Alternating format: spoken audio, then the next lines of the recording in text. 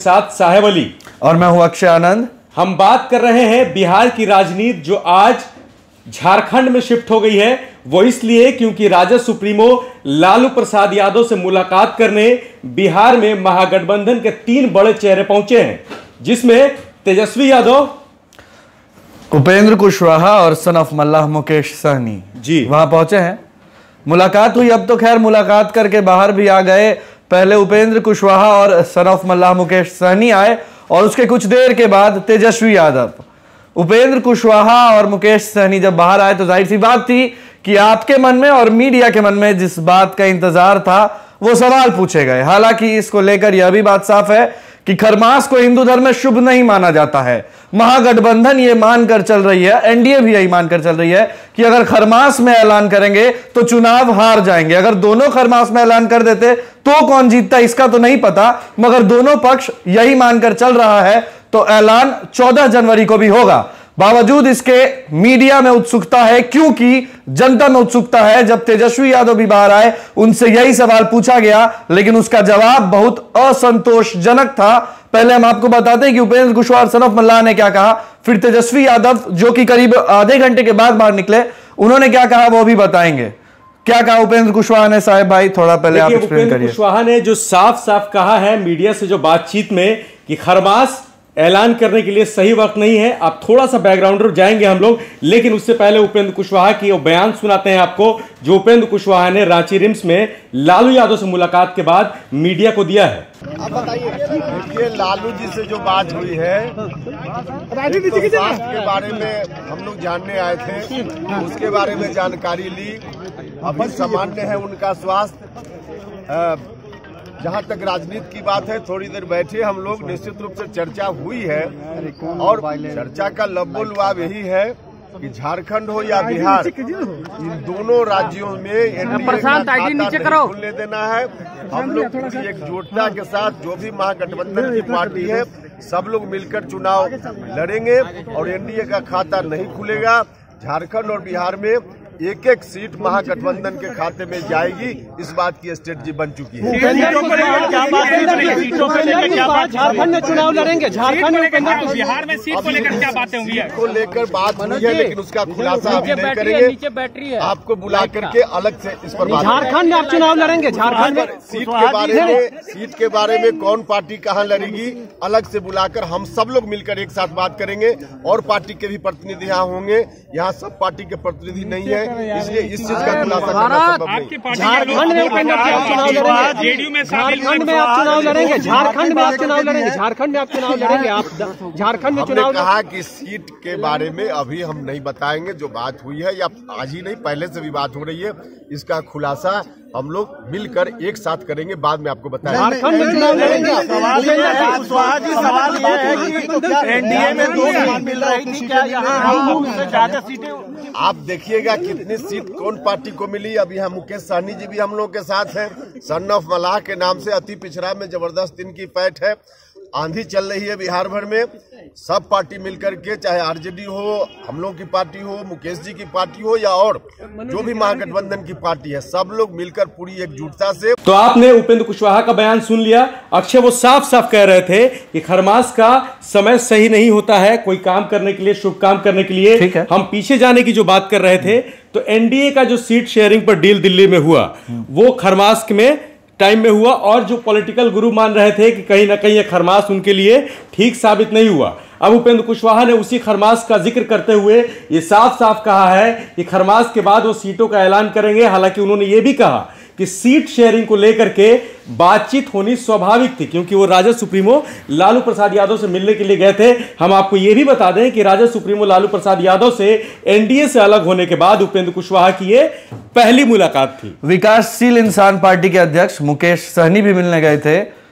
निषादों के नेता माने जाते हैं, निषाद विकास संघ के अध्यक्ष भी हैं, पिछले बार एनडीए को सपोर्ट कर रहे थे तो प्रदर्शन अच्छा रहा। माना गया कि मुकेश सहनी के सपोर्ट से फर्क पड़ा। इस बार महागठबंधन को सपोर्ट कर रहे हैं। पहले तो खूब डिमांड थी, बिल्कुल, लेकिन जैसा कि हम कल भी कह रहे थे कि जब मुलाकात लालू यादव से होगी तो कहीं ना कहीं हर किसी की आवाज दबेगी, क्योंकि लालू यादव ऐसे ही राजद के सुप्रीमो नहीं कहलाते, राजनीति के भी सुप्रीमो है। एक वो भी दौर था जब किंग मेकर बने थे, बिल्कुल, अभी तो बस खड़े करने हैं लोगों को। तो उनसे मिलकर लौटे तो सीधे तौर पर कहा कि सब मैनेज कर लेंगे, सब कॉम्प्रोमाइज कर लेंगे। लालू यादव से बात हुई है और कोई भी कॉम्प्रोमाइज करने को तैयार है, मोदी को हटाने का मकसद है। बयान सुनिए आप पहले। निश्चित तौर पे सब आदमी हम लोग सहमत होके और निश्चित तौर पे सबको सम्मान मिलेगा और हम लोग खुश हैं।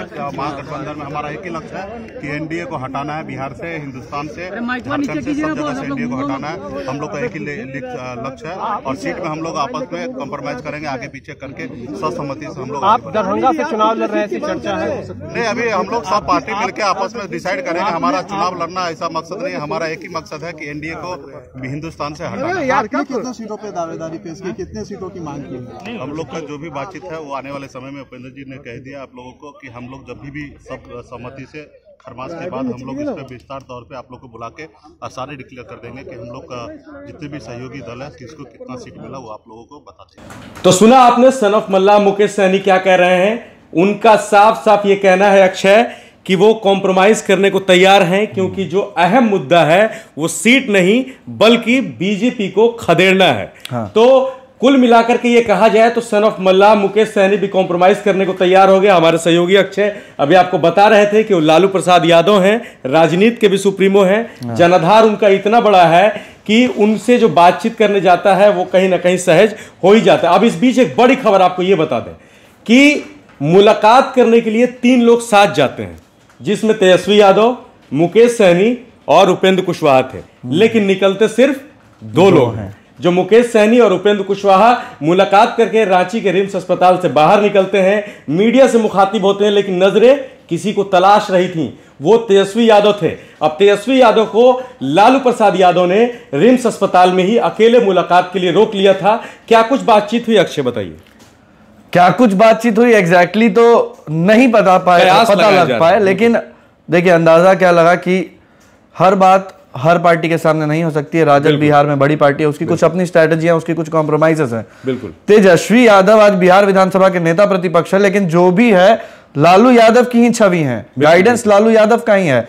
उन्हें कदम कदम पर कैसे रिएक्ट करना है, कैसे चलना है, ये लालू यादव नहीं उन्हें सिखाया है। बिल्कुल। नहीं तो वो वाक्य भी याद होगा जब वो मीडिया से सवाल जवाब और एक बहस में पड़ गए थे, लालू यादव उन्हें रोक रहे थे, वो भी एक सिचुएशन बना था। लेकिन अभी तेजस्वी यादव करीब आधे घंटे बाद निकले। लगातार कई एक न्यूज चैनलों पे हम लोगों ने लगातार देखने का काम किया है, जो उत्सुकता उम्मीदवारों को होनी चाहिए उससे ज्यादा आजकल जो उत्सुकता है न्यूज एंकरों को होने लगी कि फॉर्मूला क्या होगा, फॉर्मूला क्या होगा।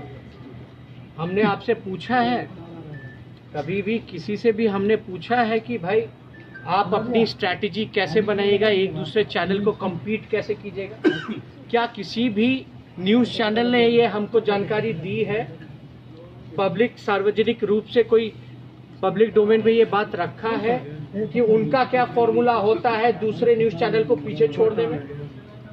जब आप अपनी बात को सार्वजनिक नहीं करते हो, जो पब्लिक की बात करते हैं, तो आप हमसे क्यों एक्सपेक्ट कर रहे हैं? हमारी चीजें हम देखेंगे और हम बिल्कुल नहीं बताएंगे कि हमारा फॉर्मूला क्या हो। एक बात समझिए कि हम लड़ाई लड़ेंगे तो 40 सीट पे महागठबंधन चुनाव लड़ेगी, कोई फॉर्मूला नहीं होता है।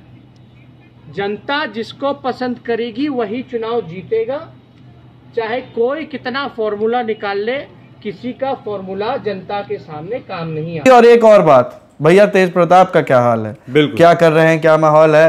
हालांकि लालू प्रसाद यादव से भी फोन पर बात हो जाती है, तेज प्रताप की फोन आ जाता है, कभी कभी बात हो जाता है, मतलब हालचाल तो न्यूज और अदर चीजों के माध्यम से मिलता रहता है, लेकिन कुछ पर्सनल लेवल पर बात हुई होंगी।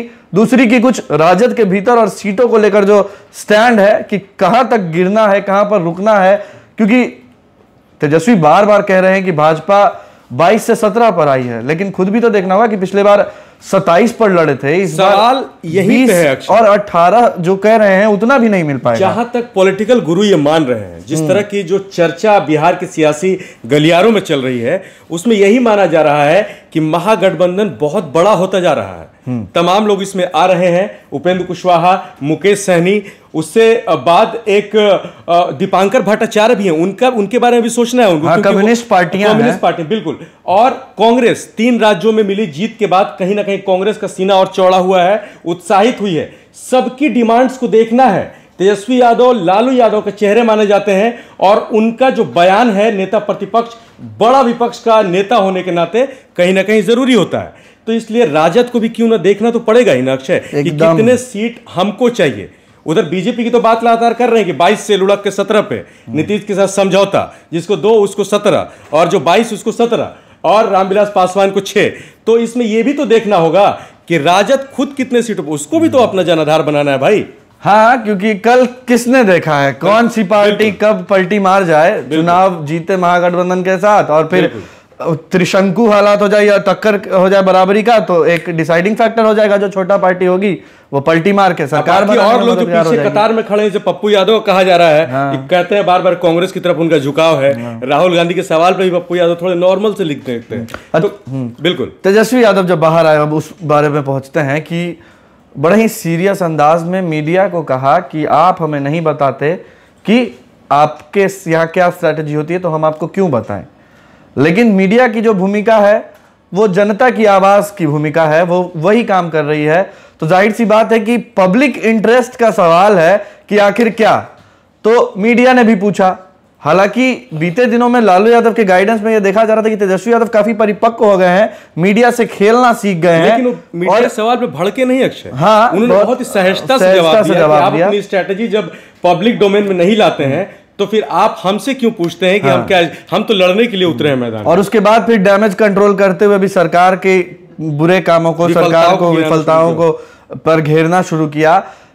और कहीं ना कहीं ये सब कुछ भी अंदर सीख कर आए हैं। जो बाहर बोल रहे हैं वो भी एक स्ट्रैटेजी है। आप लालू की जुबान, लालू की, हाँ, एकदम आपने सही कहा। अब एक चीज और इसमें थोड़ा सा हम लोग देख लेते हैं कि तेजस्वी यादव आज जैसे ही लालू प्रसाद यादव से मुलाकात करने पहुंचने वाले थे, उससे पहले ट्विटर इंडिया की तरफ से एक सवाल किया गया, बहुत ही फनी सा सवाल था कि क्या चल रहा है। तेजस्वी यादव ने अपने उसी ट्विटर वाले अंदाज में फटाक से जवाब दिया कि बिहार में क्या चल रहा है, तो क्राइम चल रहा है, लूट, बलात्कार, हत्या, यही सब चल रहा है। डीजीपी बेबस हैं, नीतीश कुमार कुर्सी लड़ा रहे हैं। अब देखिए ना, राजनीति भी डिजिटल होते जा रही है। ट्विटर इंडिया भी रिएक्ट कर रहा है और उसका जवाब भी नेता उस अंदाज में दे रहे, पढ़ रहे हैं। डिजिटली हम भी खबरें पहुंचा रहे हैं, यूट्यूब पर है, हमारा वेबसाइट livecities.in।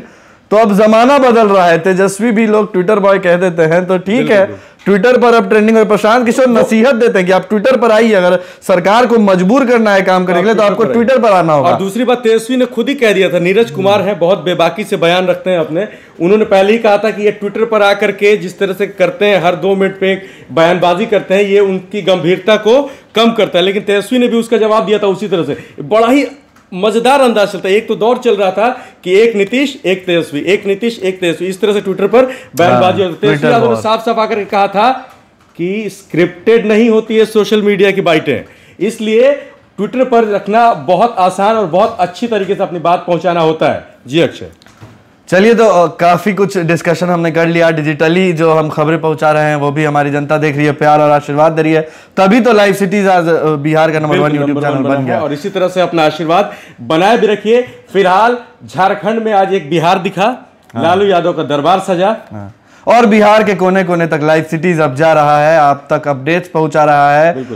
हर खबर आपकी खबर, ताकि फर्क पड़े उस सरकार को जो आपके लिए बनी है। बिल्कुल, हम आप तक खबर पहुंचा रहे हैं। रांची से हमारा संवाददाता विनोद भी लगातार जूझ कर खबर पहुंचाते रहे, लगातार फीड भेजते रहे।